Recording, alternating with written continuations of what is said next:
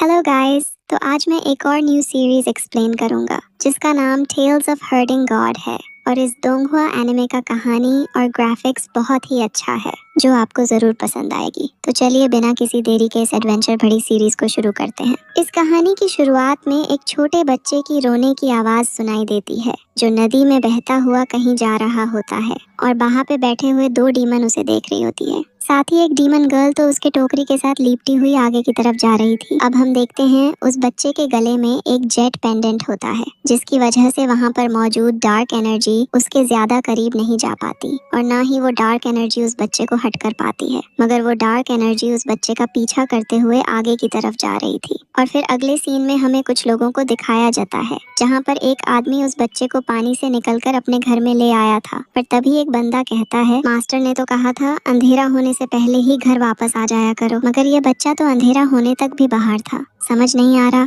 आखिर ये लड़का बाहर सरवाइव कैसे किया। तो दूसरा बंदा कहता है, मुझे लगता है ये बच्चा भी मॉन्स्टर बन चुका है। जिस पर वो गूंगा बंदा उसे मना करते हुए उसको जेट पेंडेंट की तरफ दिखाता है, जिस पर वो मोंग उसके बातों को ट्रांसलेट करते हुए कहता है, इस बच्चे के गले में जो पेंडेंट है ये बिल्कुल ऐसा ही है जैसा हमारे विलेज के स्टैचू में है और ये जेट पेंडेंट डार्कनेस को दूर भगाता है। जिस पर वो लोग कहता है, हाँ ऐसा हो सकता है कि इस जेट पेंडेंट की वजह से ही ये बच्चा सरवाइव कर पाया हो, मगर वो छोटा बच्चा लगातार रोई जा रहा होता है। जिसकी वजह से वहाँ पे मौजूद तीसरा बंदा कहता है कि तुम लोग अपनी बकवास बंद करो, मैं इस बच्चे को उठाकर बाहर फेंक रहा हूँ। ये कहते ही वो जोर से टेबल पर हाथ मारकर उस बच्चे को ऊपर उछाल देता है, जिसकी वजह से वह बच्चा और जोर से रोने लगता है, मगर वो बंदा उसे उठाकर दूर फेंक देता है। पर तभी एक और बंदा आकर उस बच्चे को गिरने से पहले ही पकड़ लेता है और कहता है कि क्या तुम लोग पागल हो गए हो। इतने में एक और अंधा आदमी आता है और उन लोगों को कहता है, अक्सर लोग ऐसे बच्चे को जंगल में छोड़ देते हैं क्योंकि वो लोग उन्हें पाल नहीं सकते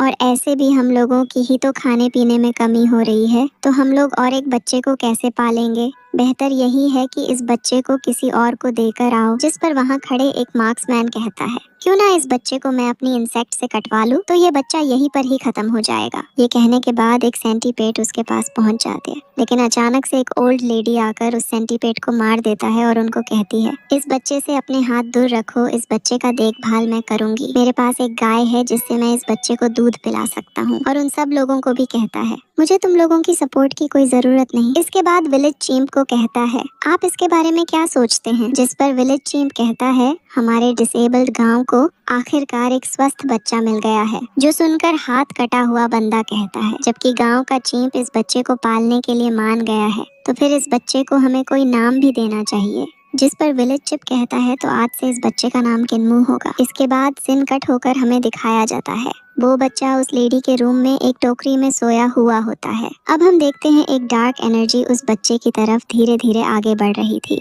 और उस लेडी का ध्यान किसी और चीज की तरफ था और उस एनर्जी के अंदर से बहुत ही बड़े बड़े हाथ बाहर निकलकर उस बच्चे की तरफ आगे बढ़ने लगता है, मगर इतने में वो लेडी अपनी धागे की मदद से उस हाथ को पीछे हटा देता है और उस डार्क एनर्जी को किसी चीज के अंदर सील कर बंद कर देता है। इसके बाद हमें दिखाया जाता है कि वो लेडी किसी और चीज को नहीं बल्कि एक औरत की बॉडी को सील रही थी। अब वो लेडी उस बच्चे को उठाकर उन सब लोगों के सामने ले आता है। अब वो मोंग उस बच्चे को उठाता है, जिस पर वो बच्चा उसके चेहरे पर ही सुसु कर देता है और उसके हाथ से निकलकर पानी के गहराई में जा रहा होता है। वहाँ पर एक जॉइंट मछली उसे खाने की कोशिश करता है, मगर वो बच्चा वहाँ से भी निकलकर पत्ते के ऊपर फिसलते फिसलते जमीन पर आ जाता है, जहाँ पर हमें बहुत सारे कीड़े मकोड़े दिखाया जाता है, मगर वो बच्चा बिना डरे उसकी तरफ आगे बढ़ रहा होता है। उस कीड़े मकोड़े के बीच में बड़े बड़े सांप और बिच्छू भी होता है, मगर तभी एक बिच्छू उसको डंक मारने की कोशिश करता है, लेकिन वो बच्चा उस डंक को पकड़कर खेलने लगता है। अब वो ऐसे ही करते करते पहाड़ के किनारे तक पहुंच जाता है, जहाँ पर सब लोग उसे देखकर बहुत ही हैरान हो जाते हैं। अब जैसे ही वो बच्चा पहाड़ी से कूद जाता है, जो देखकर सब लोग बहुत ही ज्यादा डर जाते हैं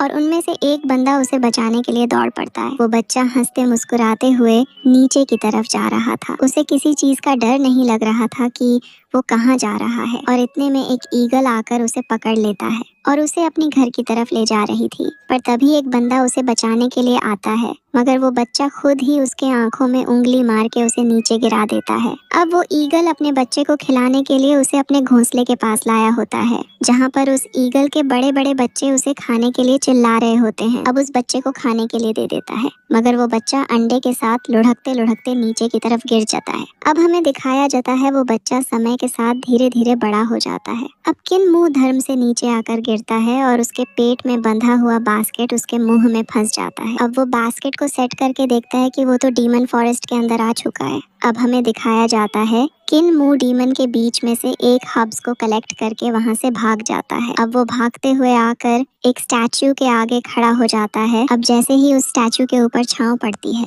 वहां पड़े सभी पत्थर हवा में उड़ने लगता है। ऐसा लग रहा था कि वो सभी पत्थर बगैर कोई ग्रेविटी के हवा में तैर रहा है, लेकिन जैसे ही उस